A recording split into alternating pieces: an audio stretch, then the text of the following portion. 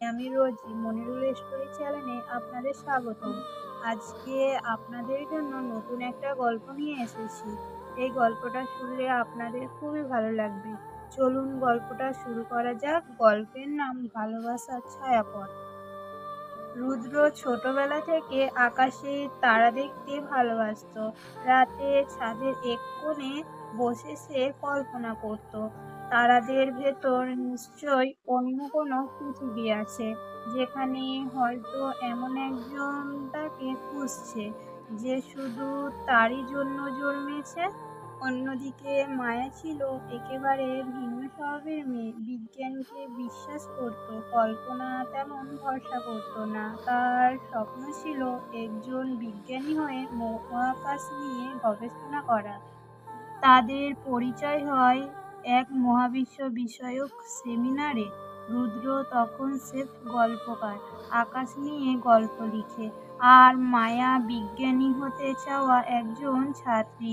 প্রথম পরিচয় তর্কে জড়িয়ে গেল দুজন। মায়া বলল, তুমি তারাই প্রেম খুঁজছো? এগুলো তো শুধু গ্যাস আর ধুলোর মেঘ।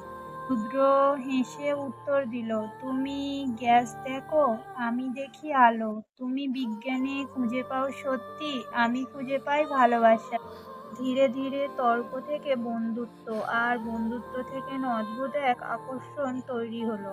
রুদ্র প্রতিদিন রাতে মায়াকে নিয়ে টেলিস্কোপে আকাশ দেখত, আর মায়া বলতো, এই যে অ্যান্ড্রোমিডা গ্যালাক্সি, হাজার হাজার আলোকবর্ষ দিয়ে, তুমি কি ভাবো ওখানেও কেউ আমাদের মতো তাকিয়ে আছে? রুদ্র উত্তর দিত, হয়তো আছে, আর হয়তো ওরা ভাবছে আমাদের মতো কেউ ওদের দিকে তাকিয়ে আছে। এই প্রশ্ন উত্তরের ভেতরে তাদের সম্পর্ক গাঢ় হতে থাকে। এক রাতে আকাশে অদ্ভুত এক আলো দেখা গেল। মায়া সেটা নক্ষত্র বিস্ফোরণ ভেবেছিল, কিন্তু রুদ্র বলল, না মায়া, এ তো সংকেত, কেউ আমাদের ডাকছে। তারপর থেকে রুদ্র প্রতিদিন রাতে সেই আলো দেখত, লিখত কবিতা, আঁকত ছবি।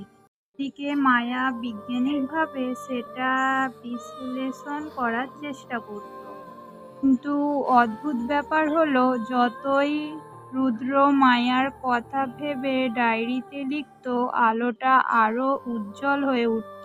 মায়া তখন অবাক হয়ে বলতো, হয়তো ভালোবাসায় সত্যিকারের সংকেত। জীবন সবসময় কল্পনার মতো হয় না। মায়াকে পড়াশোনার জন্য বিদেশে চলে যেতে হলো।